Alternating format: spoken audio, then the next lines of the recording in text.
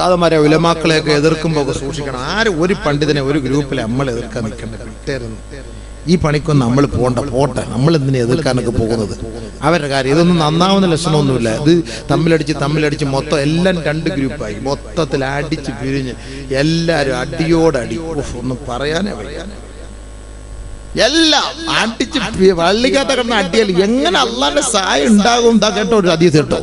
അലി റളിയല്ലാഹു തആല അൻഹു റിപ്പോർട്ട് ചെയ്ത ഹദീസാണ്. നബി സല്ലല്ലാഹു അലൈഹി വസല്ലം. ശ്രദ്ധിക്കണം കേട്ടോ. ഇനിയെങ്കിലും നിങ്ങളെങ്കിലും മനസ്സിലാക്കും. പള്ളിക്കുള്ളിൽ ഇത്രയും പേരെങ്കിലും നിങ്ങൾ മനസ്സിലാക്കുക. അൽഹംദുലില്ലാഹ്. പിന്നെ ഈ ലൈവിൽ കേൾക്കുന്നവരെങ്കിലും മനസ്സിലാക്കാം.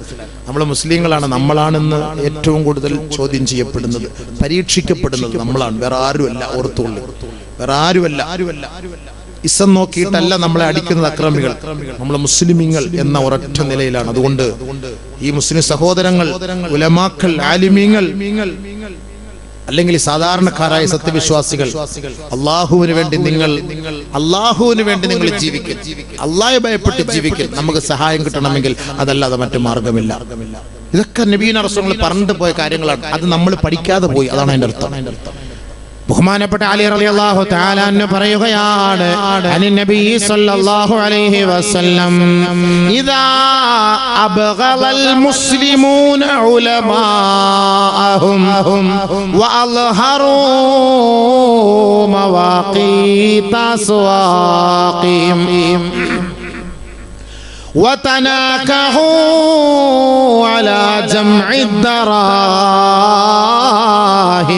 وأظهروا عمارة أسواقهم وتناكحوا على جمع الدراهم رماهم الله بأربع خصال أو كما قال رسول الله. എന്താ പറഞ്ഞത്? ശ്രദ്ധിച്ച അർത്ഥം പറയുമ്പോൾ ഉറങ്ങുന്നവരെ തട്ടിക്കോ. ആരും ഉറങ്ങുന്നില്ല, എല്ലാവരും ഉണർന്ന് തന്നെ ഇരിക്കുകയാണ്. ഉറക്കം വന്ന മുങ്ങിയാൻ എല്ലാവരും എഴുന്നേറ്റ് പോയെന്നെ. ശ്രദ്ധിക്കുന്നുണ്ട്. എന്തോ നന്നാവാൻ പ്ലാൻ ആയെന്ന് തോന്നുന്നു സംഭവം.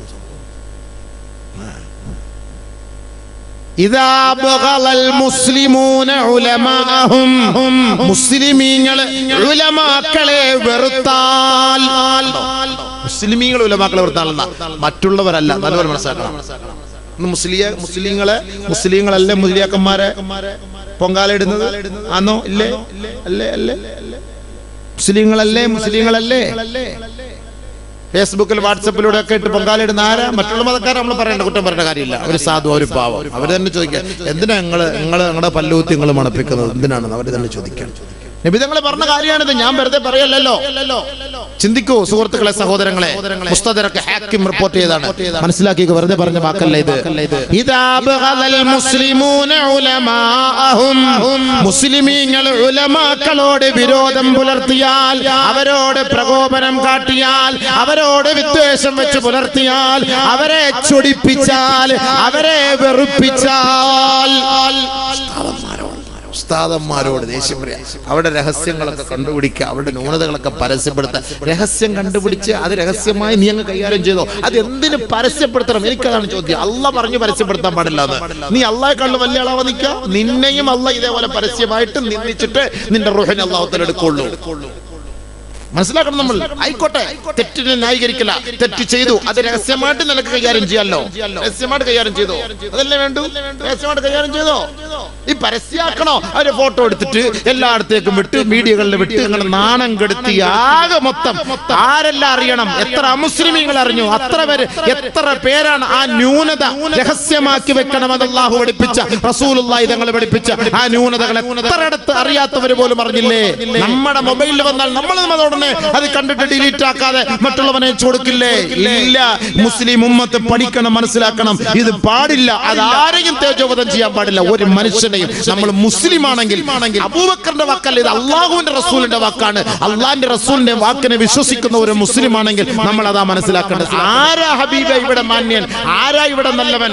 ഓരോരുത്തരുടെ വ്യക്തിപരമായ ന്യൂനതകൾ പരിശോധിച്ചു നോക്കിയാൽ എത്ര വലിയ തെറ്റുകളാണ്. അതല്ല റഹ്മുർ റഹീമായ തമ്പുരാൻ മറച്ചു വെക്കുമ്പോ നമ്മൾ ഒരു രഹസ്യം ഇങ്ങനെ ചുഴിഞ്ഞന്വേഷിച്ച് അതിങ്ങനെ പരസ്യപ്പെടുത്തി നാണം കെടുത്താൻ എനിക്കെന്തവകാശം ഈ ഭൂലോകത്ത്? എനിക്കെന്തവകാശം? നമ്മളെ നാണം കെടുത്താനും ഇസ്സത്തിലാക്കാനും അഭിമാനത്തിലാക്കാനും അപമാനിക്കാനും കഴിവ് അല്ലാഹ്ക്ക് മാത്രമാണ്, ഒരു വ്യക്തികൾക്കുമില്ല. ആരെങ്കിലും ഭൗതികമായ ലോകത്ത് ഒരു സൃഷ്ടി തന്റെ സൃഷ്ടിയായ സഹോദരനെ അവൻ നാണം കെടുത്താനാണ്, തന്റെ സഹോദരിയെ നാണം കെടുത്താനാണ് ശ്രമിക്കുന്നതെങ്കിൽ മരണത്തിന് മുമ്പ് അവൻ വീട്ടിന്റെ ഉള്ളിലിരുന്നാലും അല്ലാഹു അവനെ വലിച്ചിഴച്ച് നടു റോഡിലിട്ട് ജനങ്ങളുടെ മുന്നിൽ നിന്നെയും നാണം കെടുത്താതെ അവന്റെ റൂഹിനെ പിടിക്കുകയില്ല എന്ന് കമാ ഖാല റസൂലുള്ളാഹി. എന്തിനാ നാണം കെടാൻ പോകണം? എന്തിനു പോകണം? അതാണ് നമ്മൾ ചിന്തിക്കേണ്ടത്. ഖുർആൻ ഹദീസൊക്കെ അല്ല ഇതൊക്കെ നമ്മൾ വെച്ചിട്ട് എന്തിനാ ഈ കിടന്ന് പൊങ്കാലിടാൻ പോണത്? ആരെയും ഔലിയാവണമെങ്കിൽ അതേ പറ്റുള്ളൂ, വലിയ ആവണമെങ്കിൽ അതേ പറ്റുള്ളൂ, ഇല്ലെങ്കിൽ ഉള്ള അമല് മൊത്തം പോകും.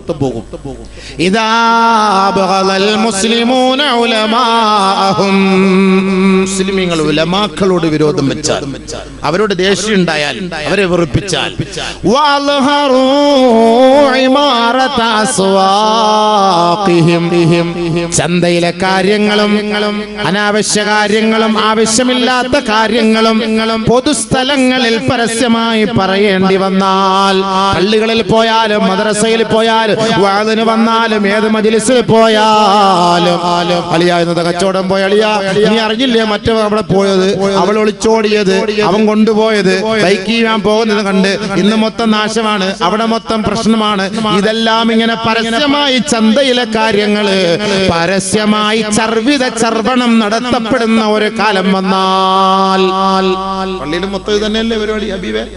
പള്ളിയിൽ ഹൗലന്റെ കരയിൽ ഓതൊടുക്കുന്ന സ്ഥലത്ത് ചന്തയിലെ കാര്യങ്ങൾ, അവിടുത്തെ കാര്യങ്ങൾ, ഇവിടുത്തെ കാര്യങ്ങൾ, ഇതെല്ലാം ചർച്ചകൾ മൊത്തം അല്ലേ? അവന്റെ ആരാന്റെ കാര്യം, ഏതാന്റെ കാര്യം, സുബൈക്ക് വരുന്നത് അവിടെ എന്തോ ഒരു സൗണ്ട് ഇട്ട് ഞാൻ സുബൈ നിസ്കരിച്ചിട്ട് പറയാം, അതിന് മുമ്പ് പറഞ്ഞ ശരിയാവത്തില്ല അളിയ. അതെന്താടാ? അല്ല സുബൈ നിസ്കരിച്ചിട്ട് പറഞ്ഞാൽ ആ സുബൈയും കൂടി ഇവന് കിട്ടുള്ളൂ. അതുകൊണ്ട് ആള് നല്ല കാര്യമാണ് പറഞ്ഞത്. സുബൈ നിസ്കരിച്ചെങ്കിലല്ലേ അതും കൂടെ കിട്ടുള്ളൂ. പറയണ്ടേ?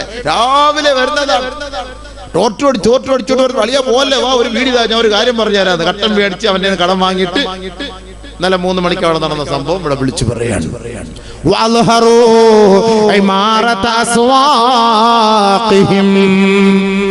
ആവശ്യമില്ലാത്ത കാര്യങ്ങൾ പരസ്യമായി ചർച്ച ചെയ്യപ്പെടുക.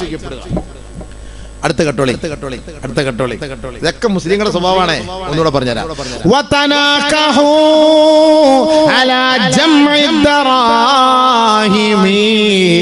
സമ്പത്തിന് വേണ്ടി നിക്കാഹ് ചെയ്യപ്പെടുമ്പോൾ, കല്യാണവും വിവാഹമാമാങ്കവും സമ്പത്തിന് വേണ്ടി ഈ മുസ്ലിം ഉമ്മത്ത് ഏതൊരു കാലഘട്ടത്തിൽ ആ നിക്കാഹ് എന്ന സമ്പ്രദായം നടപ്പിലാക്കുന്നുവോ, റമാഹുമുല്ലാഹു ബിഅർബഇ ഖിസാൽ, 4 കാര്യങ്ങളെ കൊണ്ട് അല്ലാഹു അവരെ പരീക്ഷിക്കുമത്രേ. 3 കാര്യം എന്തൊക്കെയാ? 1, ഉലമാക്കളെ ചീത്ത വിളി അപമാനിക്കുക. 2, ആവശ്യമില്ലാത്ത കാര്യങ്ങൾ പൊതുവായിട്ട് പറഞ്ഞടക്കുക. 3, ഫുലൂസിന് വേണ്ടി നിക്കാഹ് നടത്തുക. കല്യാണം ഫുലൂസ്. എന്താ കല്യാണം? മുസ്ലിങ്ങളുടെ കല്യാണത്തിന്റെ ആഡംബരം എന്താ? ഈ അടുത്ത സമയത്ത് ഒരു കല്യാണം കണ്ട് 15 കിലോ സ്വർണം. ചുമ്മാ 15 കിലോ പച്ചരി വാങ്ങുന്ന പോലെ 15 കിലോ സ്വർണം. വേറെ എടുത്ത് 200 കിലോ സ്വർണം. ചെരുപ്പും ബ്രൈസറും അല്ല സ്വർണത്തിന്റെ. അല്ല സ്വർണത്തിന്റെ അല്ല, അവന് വേറെ എന്തായാലും പറയാ. ഇതൊക്കെ സ്വർണത്തിന്റെ സംഭവം. ഇനി അവന്റെ കയ്യിൽ ഒരു പ്ലെയറും കൊടുക്കണം, ഇതൊക്കെ ഊരിയെടുക്കണമെങ്കിൽ.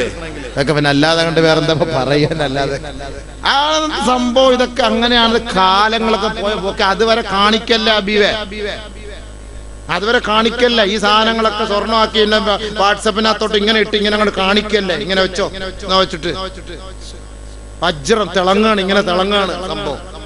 എന്താ ഇത് സംഭവം? മുസ്ലിങ്ങളുടെ കല്യാണമല്ല ഈ കൂടുതലും ഈ ആഡംബരം. 100 കോടി 200 കോടി ഇപ്പൊ കോടിക്ക്. മുഹീദ്ദീൻ ശൈഖ് റളിയല്ലാഹു തആല അൻഹു പറഞ്ഞു, ഒരുത്തൻ അനാവശ്യമായി പണം, വീടിലാകട്ടെ കല്യാണത്തിനാകട്ടെ അനാവശ്യമായി ഒരു പണം ചെലവാക്കിയാൽ അവന്റെ പണം ഹറാമിന്റെ പണമാണ്. ആരാ പറഞ്ഞത്? മഹാനായ ഗൗസുൽ ആലം മുഹീദ്ദീൻ ശൈഖ് റളിയല്ലാഹു തആല. നിങ്ങൾ വിശ്വസിക്കുമല്ലോ? മഹാനവർ പറഞ്ഞ വാക്കാണ്. ആഡംബര കല്യാണത്തിന് വേണ്ടി, ആഡംബര വീടുകൾക്ക് വേണ്ടി, ആഡംബരങ്ങൾക്ക് വേണ്ടി പണങ്ങൾ ഒരു മുസൽമാൻ വാരിച്ചെലവ് ചെയ്താൽ അവന്റെ സമ്പത്ത് ഹറാമിന്റെ സമ്പത്താണ്. ഹലാലായ പണം കൊണ്ട് അവൻ ഒരിക്കലും അമ്മാനമാടുകയില്ല, കളിക്കുകയില്ല. ഇല്ല ഇല്ല പറഞ്ഞ വാക്കാണ്. ഈ കളി അത് തന്നെയാണ്. എല്ലാണും വെള്ളത്തിൽ മുങ്ങി, മലയിടിഞ്ഞു വീണ്, വീടില്ല, തിന്നാന് ഭക്ഷണമില്ല, കുടിക്കാന് വെള്ളമില്ല, ഉടുക്കാൻ വസ്ത്രമില്ല. ആനയിലും ഒട്ടകത്തിലും കുതിര സവാരിയും ചെയ്തിട്ട് കല്യാണത്തിന്റെ മാമാങ്ക നടത്തുകയാണ്. ഇവന്റെ ഹബീബല്ല ഇതൊന്നും പാടില്ല എന്ന് പറഞ്ഞത്. അപ്പൊ ഈ വർഷത്തെ ഖുർആനെ ഹദീസിനെ ഈ മുസ്ലിം ഉമ്മത്ത് ഉൾക്കൊള്ളാൻ തയ്യാറുണ്ടോ? പിന്നെ എങ്ങനെ ഹബീബെ മോഡി അധികാരത്തിൽ വരാത്തത്, അമിത്ഷാ അധികാരത്തിൽ വരാത്തത്? എങ്ങനെയാണ് ഹബീബെ ഇവര് നമ്മളെ പേടിപ്പിക്കാതെ? NRC എന്നും പറഞ്ഞ് ഇന്നൊക്കെ ഓടേണ്ടി വരും മക്കളെ, ഓടേണ്ടി വരും. അന്ന് നീ കുൽഹു അല്ലാഹ് ഓത്, നിന്റെ കുൽഹു അല്ലാഹ്ക്ക് ഒരു സ്ഥാനം കാണൂല. ഫാത്തിഹ ഓതാൻ വരും ഓടിക്കാതിരിക്കാൻ വേണ്ടി. നീ അത്ത ഓതിയാലും നിന്നെ ഇവിടെ നിർത്തൂലല്ലോ. നോക്കിക്കോ, ഹത്ത ഓതിയാലും നിർത്തൂല. ചിന്തിക്കണം നമ്മൾ, മനസ്സിലാക്കണം നമ്മൾ. എന്തുകൊണ്ടാണ് ഈ ഭരണകൂടം നമ്മളെ ഇങ്ങനെ ഇത്രത്തോളം വേദനിപ്പിക്കുന്നത്? അവരെ ഒന്നും നമ്മൾ കുറ്റം പറയാൻ പാടില്ല, പറ്റൂല. ഇത് നബിതങ്ങൾ പറഞ്ഞ വാക്കാണ് ഞാൻ പറയുന്നത്. നമ്മളൊന്നും അവരെ ഭരണകൂടത്തെ നമ്മൾ കുറ്റം പറയാനേ പാടില്ല. അത് അവരുടെ ശൈലി അങ്ങനെയാണ്. നമ്മളൊന്നും പറയാൻ പാടില്ല. എന്തുകൊണ്ട്? ചിന്തിക്ക്, സ്വന്തമായിട്ട് ഒരു സ്കാൻ ചെയ്യ്. 4 കാരണങ്ങൾ. ഈ 3 കാര്യം സംഭവിച്ചാൽ 4 കാര്യങ്ങൾ കൊണ്ട് നിങ്ങളെ നാം പരീക്ഷിക്കും. നബിഗുന റസൂലുള്ളാഹി തങ്ങൾ പറഞ്ഞ വാക്കാണ്. വിവാഹ മാമാങ്ക ഏറ്റവും കൂടുതൽ ആരാ? മുസ്ലിങ്ങളല്ലേ? കോഴിക്കോട്, കണ്ണൂർ, കാസർഗോഡ്. ഞാൻ കാസർഗോഡ് പോയും പ്രസംഗിക്കുന്നതിനെതിരെ. പ്രസംഗിച്ചിട്ട് എന്ത് ഇഷ്ടം അടുത്ത് വേറെ ഒരു ഇതില്ല. അപ്പൊ നമ്മൾ വേണേ വണ്ടി അവിടെ ഇട്ട് അപ്പൊ ഒത്തിരി എല്ലാം പൊട്ടിക്കുന്നത് കണ്ടിട്ട് വേണമെങ്കിൽ പോകാം. ഉസ്താദ് വേണമെങ്കിൽ കണ്ടിട്ട് പോയിക്കോട്ടെ.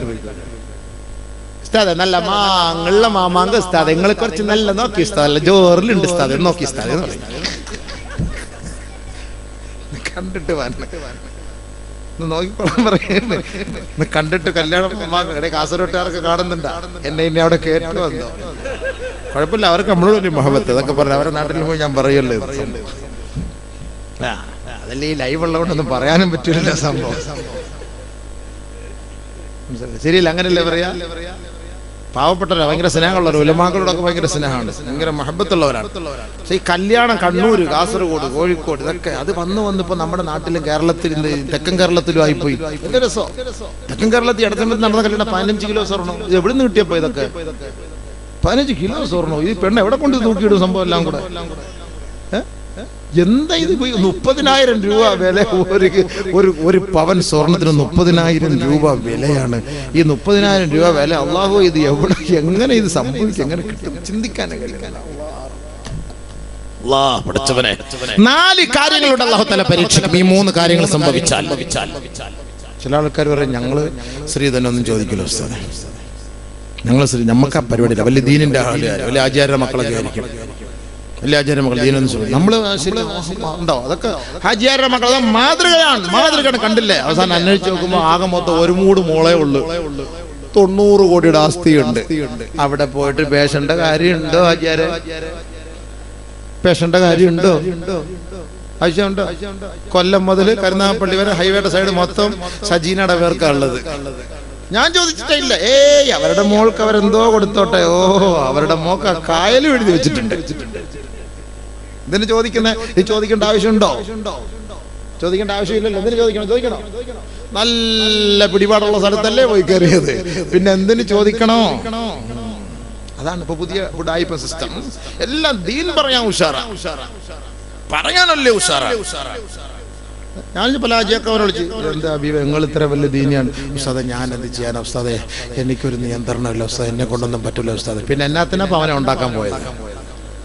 ഞാൻ ചോദിച്ചു, അത് ആണമില്ല ഇവനെ ഉണ്ടാക്കിയിട്ട് അവനെ നിയന്ത്രിക്കാൻ കഴിയില്ല എന്ന് പറഞ്ഞാൽ നമ്മളിത് മനസ്സിലാക്കണം. ഒരു വാപ്പാക്ക് ഒരു മകനെ നിയന്ത്രിക്കാൻ കഴിയില്ല. ഈ കാണിക്കുന്ന തമ്മാടിത്തരം കണ്ടിട്ട് നിങ്ങൾ ഇതിന് കൂട്ടി നിൽക്കുന്ന ആൾ അള്ളാന്റെ മുന്നിൽ സമാനം പറയാം. ചുമ്മാ തൊപ്പിയും താടിയും വെച്ചിട്ട് അള്ളാന്റെ മുന്നിൽ സമാനം പറയണ്ടേ?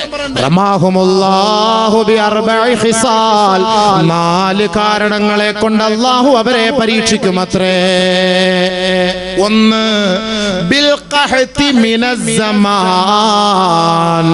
സാമ്പത്തിക മാന്ദ്യം കൊണ്ട് അള്ളാഹു പരീക്ഷിക്കും അത്രേ. ഉണ്ടോ സാമ്പത്തികമാണോ ഹദീദ നിങ്ങൾ പറഞ്ഞ വാക്കാണ് കേട്ടോ, നിങ്ങൾ പറഞ്ഞ വാക്കാണ്, മനസ്സിലാക്കണം. നല്ലപോലെ ചിന്തിക്കുന്ന സുഹൃത്തുക്കളെ.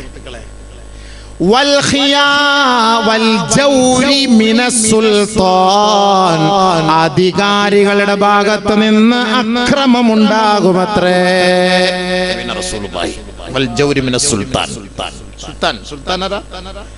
ക്രമികളായ ഭരണാധികാരികൾ ഉണ്ടാകും, നമുക്ക് സമാധാനവും സ്വൈര്യവും ഒന്നും കിട്ടൂല, അങ്ങോട്ടും ഇങ്ങോട്ടും ഒന്നും. അല്ലാഹു റസൂൽ പറഞ്ഞ ഇത് കാരണക്കാരൻ മുസൽമാൻ നീ തന്നെയാണ്, നീ തന്നെയാണ്. മൂന്നാമത് വൽ ഖിയാനത്തി മിൻ ഉലാത്തിൽ അഹ്കാം, ജഡ്ജിമാരിൽ നിന്ന് അനുകൂലമായ ഒരു നിയമവും അനുകൂലമായ ഒരു വിധിയും നിങ്ങൾ പ്രതീക്ഷിക്കുകയേ വേണ്ട. ശരിയാണ്. ആ പാവം പിടിച്ച മദനിയിട്ട് ഇടങ്ങറാക്കുന്ന രംഗം, ആ ചങ്ങാതി എന്ത് ത്യാഗം, എന്ത് തെറ്റ് ചെയ്തിട്ടൊന്ന് ആലോചിച്ച് നോക്കുക അബീവേ. ഇതൊക്കെ ചിന്തിക്കാൻ പറ്റുമോ? കോടതിയിലാണ് നമുക്കൊരു വിശ്വാസം, അതുപോലും 4 മാസത്തിനുള്ളിൽ എത്രയും വേഗം അദ്ദേഹത്തെ മോചിപ്പിക്കണം, വിചാരണ പെട്ടെന്ന് പൂർത്തിയാക്കണം. കണ്ട് വർഷം 10 ആയില്ലേ, 10 വർഷം തമിഴ്നാട്ടിലും 10 വർഷം കോയമ്പത്തൂരിലും. പാവം എന്തായി അവസ്ഥ. ഈ മണ്ണിൽ വന്ന് ഇതേ സ്ഥലത്തുനിന്ന് പ്രസംഗിച്ച വ്യക്തിയല്ലേ. നിങ്ങൾ ചിന്തിച്ചു നോക്കുക അബീവേ. നമ്മൾ ആരുടെ ഏത് നമ്മൾ സുപ്രീം കോടതി എടുത്ത് നമ്മൾ പോകും, ഹൈക്കോടതി എടുത്ത് പോകും, സുപ്രീം കോടതി. എവിടുന്ന് സമാധാനം കിട്ടാൻ? നീതിമാന്മാരായ ജഡ്ജിമാർ നമുക്ക് അവരെയാണ് അവസാനമായി നമ്മൾ ആശ്രയിക്കുന്നത്. അവരുടെ ഭാഗത്ത് നിന്ന് അനുകൂലമായ വിധിയും ഉണ്ടാവുകയില്ല. വഞ്ചനാപരമായ നിയമമായിരിക്കും അവർ നിങ്ങൾക്ക് നൽകുക എന്ന് നബിയുനാ റസൂലുള്ളാഹി. വൽ ഖിയാനത്തി മിൻ ഉലാത്തിൽ അഹ്കാം. നാലാമത് നബിയുനാ റസൂലുള്ളാഹി തങ്ങൾ പറഞ്ഞു വസ്സൗലത്തി മിനൽ അദു, അക്രമികളും അഹങ്കാരികളും തമ്മാടികളും നിങ്ങളെ നടുറോഡിലിട്ട് തല്ലിച്ചതയ്ക്കുമത്രേ, ഒരാള് പോലും സഹായിക്കാനുണ്ടാവില്ല. ശരിയാണോ? ഈ 4 കാര്യം ഞാൻ പറഞ്ഞു, ശരിയോ തെറ്റോ? ഇന്ന് നടക്കുന്ന സംഭവമാണോ? ശരിയോ തെറ്റോ അബീബേ പറ. അല്ലാഹു റസൂൽ പറഞ്ഞു, മുസ്തദറക് ഹാക്കിം അലി റളിയല്ലാഹു അൻഹു റിപ്പോർട്ട് ചെയ്ത ഹദീസാണ്. കാരണം 3 ഉസ്താദന്മാർ ഉലമാക്കളോടുള്ള വിരോധം. ഉലമാക്കൾ ശരി തന്നെ. ഞാനിപ്പോ പറഞ്ഞ സാധാരണക്കാരെന്ന് മാത്രമല്ല, ആ ഗ്രൂപ്പിലുള്ള ഉലമാക്കളെ ഈ ഗ്രൂപ്പുകാർ ചീത്ത വിളിക്കുന്നു, ഈ ഗ്രൂപ്പിലുള്ള ഉലമാക്കളെ ആ ഗ്രൂപ്പുകാർ ചീത്ത വിളിക്കുന്നു. ഇപ്പുറത്തെ ദഅവത്തിലെ ഉലമാക്കളെ അപ്പുറത്തെ ദഅവത്തിലെ ഉലമാക്കൾ ചീത്ത വിളിക്കുന്നു, അപ്പുറത്തെ ദഅവത്തിലെ ഉലമാക്കളെ ഇപ്പുറത്തെ ദഅവത്തിലെ ഉലമാക്കൾ ചീത്ത വിളിക്കുന്നു. ചീത്തവിളി. ജനങ്ങളെ ഈ പാതിരാത്രി സമയത്ത് ഒരുമിച്ച് കൂട്ടിയിട്ട് ദീനിന്റെ കാര്യം പറയാനില്ല. അവനോട് കൂടരുത്, അവൻ പിഴച്ചവൻ കാവർ കള്ളഹമക്ക് ഹിമാർ അവന്റെ കൂടെ കൂടിയ നീയും പിഴച്ച്. ഈ പാതിരാ സമയത്ത് ഈ സാധുക്കളെയൊക്കെ വിളിച്ചു കൂട്ടിക്കൊന്നിരുന്ന് വലിയ ക്ലിപ്പ് ഇട്ടിട്ട് അവന് മൂത്രമൊഴിക്കാൻ പോയത് അതെല്ലാം എടുത്ത് വെച്ച് കാണിച്ചുകൊണ്ട് ഈ ഉമ്മത്തിനെ ആകെ പഠിപ്പിക്കാൻ ഇതിന്റെ ഉലമാക്കള് അതിനുവേണ്ടി സമയം കണ്ടെത്തുകയാണ്. ഇവിടെ പലിശ, കഞ്ചാവ്, കൊച്ചുകുട്ടികളുടെ കഞ്ചാവിന് അടിമയാണ്. കൊച്ചുകുട്ടികളുടെ ഏതെങ്കിലും ഒരു മുസ്ലിയാക്കന്മാർ, ഏതെങ്കിലും ഒരു സംഘടനകള് ഈ കഞ്ചാവിനെതിരെ, ഈ മദ്യത്തിനെതിരെ, കൊച്ചുകുട്ടികള് വിഷമം വരും നമുക്ക്. വാപ്പയും മകനും തമ്മിൽ കഞ്ചാവ് കച്ചവടത്തിന്റെ പേരിൽ കുത്തിക്കൊല ഈ അടുത്ത സമയത്ത്. വാപ്പ മകനെ കുത്താണ്. ഇതിനകത്ത് പറയാൻ ഇതിരിക്കുന്നോണ്ട് പറയാൻ പറ്റില്ല. അല്ലെങ്കിൽ ഞാൻ ഈ അടുത്ത സമയത്ത് ഒരു കൗൺസിലർ, ഒരു ഡോക്ടർ എന്നോട് സംസാരിച്ച് കുറെ കാര്യങ്ങൾ നൗദുബില്ല, എനിക്കത് കേൾക്കാൻ തന്നെ, എനിക്കത് പറയാൻ തന്നെ പറ്റൂല. അത് ഞാൻ ഈ ലൈവ് ഉള്ളതുകൊണ്ട് എനിക്കത് പറയാൻ പറ്റുന്നില്ല. എന്ത് ചെയ്യാനാ ബീവേ? അത്രയ്ക്കും ക്രൂരത നടക്കുന്നു. സ്വന്തം മകളെ പിതാവ് ദിവസം തോറും മാനഭംഗപ്പെടുത്തുന്നു. ഉസ്താദന്മാർ ചോദിക്കുന്നു എന്താ പരിഹാരം? ഞങ്ങളെ കൊന്നുകളയും അയാൾ. വാപ്പയെയും ഭാര്യയും മകളെയും ഭാര്യയും കൊന്നുകളയും. എന്താണ് പരിഹാരം? എന്ത് ചെയ്യാൻ? തൂങ്ങിച്ചാവാൻ വേണ്ടി മകള് പോയി പല പ്രാവശ്യവും. എന്ത് ചെയ്യാൻ? നമ്മൾ ചിന്തിക്കണം. ഇതിനെതിരെ ഒരു പ്രചോദനം. ഈ ഉമ്മത്ത് പിഴച്ചു പോകുന്നു, ഈ ഉമ്മത്ത് നശിച്ചു പോകുന്നു. ഈ ഉമ്മത്തിനെ സംസ്കരിച്ചെടുക്കാൻ വേണ്ടിയിട്ടാണ് അള്ളാന്റെ റസൂൽ വന്നത്, ഉലമാക്കള് വന്നത്.